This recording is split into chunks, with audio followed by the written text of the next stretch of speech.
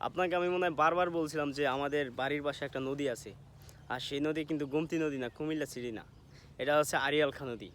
আর আমি এখন কোথা দিয়ে হাঁটতাছি অলরেডি গেস করতেই পারছেন যে আমি কোথায় এখন আছি। আমি এখন আছি হলো আড়িয়াল খাঁ নদীর পাশে। এই যে দেখতে পাচ্ছেন, এটা হচ্ছে আড়িয়াল খাঁ নদী। কিন্তু ছবি স্ট্যান্ড কয়েকটা আমি ছবি তুলবো চিন্তা ভাবনা করছি এমন করে।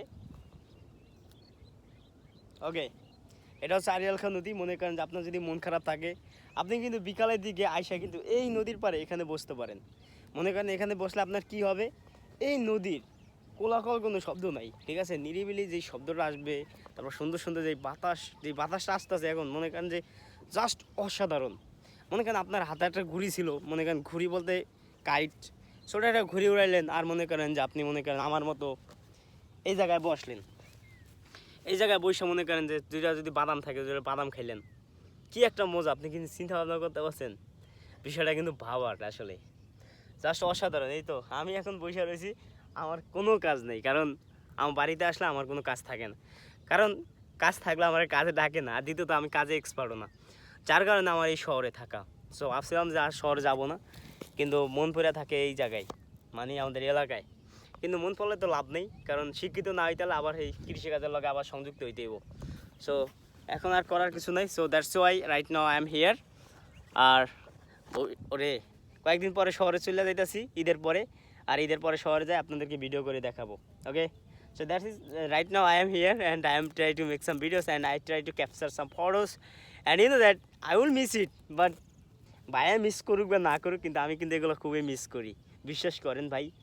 আর এগুলো এই যে দেখেন, এই নদীটা দেখছেন কত বড় না, এই নদী এপার ওপার সাঁতরায় যেতাম, এপার ওপার হাতে মনে কেন একটা ফোন থাকতো, সাঁতরায় যেতাম, যা পাল্লা দিয়ে একটা সময় ছিল, আমাদের ছোটোকালের একটা সময় ছিল।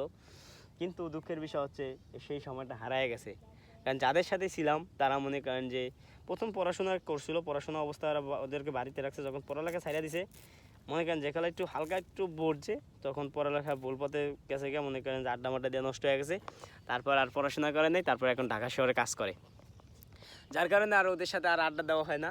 আর আর এই আড্ডাটা এখন আমি নিজে নিজে একলাই দিতেছি। Okay, thank you so much. Okay, that's all, thank you so much for watching this video.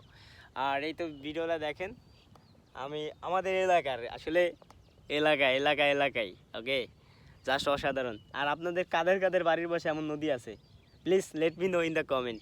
আমি হয়তো ভিডিওটা ইউটিউবে আপলোড দিব, ফেসবুকেও দিব, ফেসবুক পেজও দিতে পারি, কিন্তু ফেসবুকে মেন দেওয়ার কারণ ফেসবুকে আমি ভিডিও মাঝে মাঝে একটা ছাড়ি। এই হচ্ছে আড়িয়াল খাঁ নদী, যার মানে কথা না বললেই নয়, কি সুন্দর, কোনো এটার কোনো গন্ধ বন্ধ কিচ্ছু নেই, পানি মনে করেন পুরো ক্লিয়ার। এখন তো পানি একটু গোলা গোলা লাগে, মানে তারপরে ক্লিয়ার, কিন্তু একটা সময় আসবে পুরো নীল পানি, মিনি কক্সেস বাজার। ওকে, থ্যাংক ইউ সো মাচ।